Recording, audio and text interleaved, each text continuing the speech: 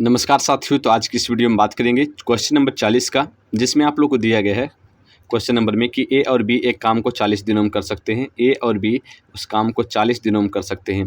यानी कि यहाँ पर आप लोग को कहने का मतलब ये है कि अगर ए और बी मिलकर काम करे, ए और बी मिलकर काम करे तो किसी काम को 40 दिनों में समाप्त कर सकते हैं। किसी काम को 40 दिनों में समाप्त कर सकते हैं, 40 दिनों में समाप्त कर सकते हैं।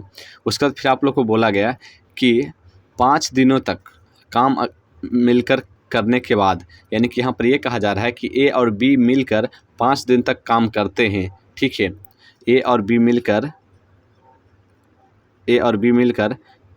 5 दिनों तक काम करते हैं। पहले क्या यहाँ पर बोला गया, सबसे पहले कि ए और बी मिलकर अगर काम करें तो 40 दिनों समाप्त कर सकते हैं, लेकिन यहाँ पर 5 दिन तक मिलकर काम करते हैं। ठीक है, ए और बी के द्वारा, और उसके बाद सी उनकी सहायता के लिए आ जाता है।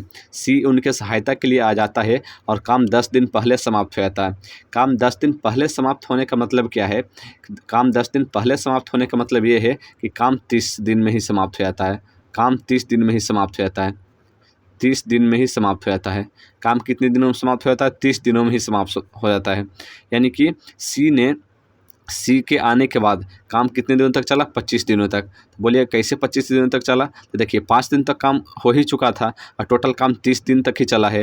यानी कि ए और बी जब से काम शुरू किए हैं तब से लेकर 30 दिनों तक काम चला है, और 5 दिन तक काम ए और बी ही किए थे। उसके बाद आया था सी और काम चला 30 ही दिन। तो यानी कि सी ने अकेले 25 दिन काम किया होगा। तो सी ने कितने दिन काम किया? 25 दिन काम किया। ये आप लोग को पता चल गया कि सी ने 25 दिनों तक काम किया। ठीक है, अब देखिए सी ने, देखिए ए और बी तो 30 दिन काम किया ही। ए और बी शुरू से लेकर अंत तक काम किया, यानी 30 दिन जब तक काम समाप्त हुआ तब तक किया। तो ए और बी ने तो 30 दिन काम किया ही।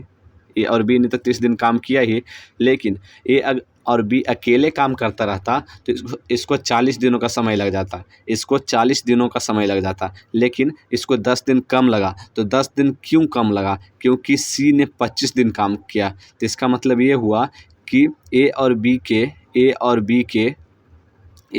के 10 दिन का काम सी करता है तो उसको 25 दिनों का समय लगता है।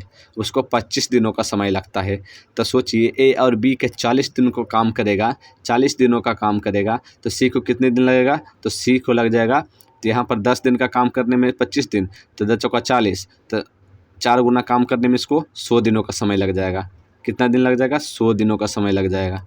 तो यहाँ से आप लोग को ये पता चल गया कि अगर सी उस काम को करेगा अकेले, अगर सी उस काम को करेगा अकेले तो उस काम को करने में उसको 100 दिनों का समय लग जाएगा। 100 दिन का समय लग जाएगा।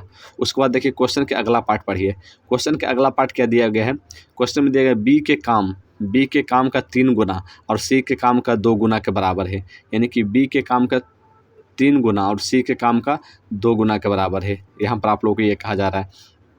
तो यहाँ पर देखिए बी के काम का 3 गुना और सी के काम का 2 गुना के बराबर है। ठीक है, तो यहाँ पर बी बटा सी की जगह, तो यहाँ से आप लोग एफिशिएंसी निकल जाएगा।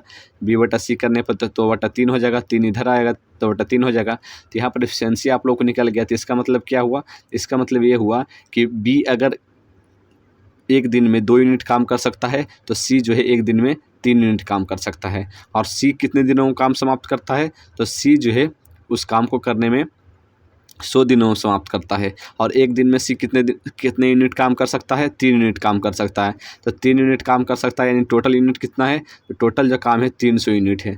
यहाँ से आप लोग को यह पता चल गया कि टोटल जो काम है 300 यूनिट है। टोटल काम कितना है? 300 यूनिट है। 300 यूनिट है।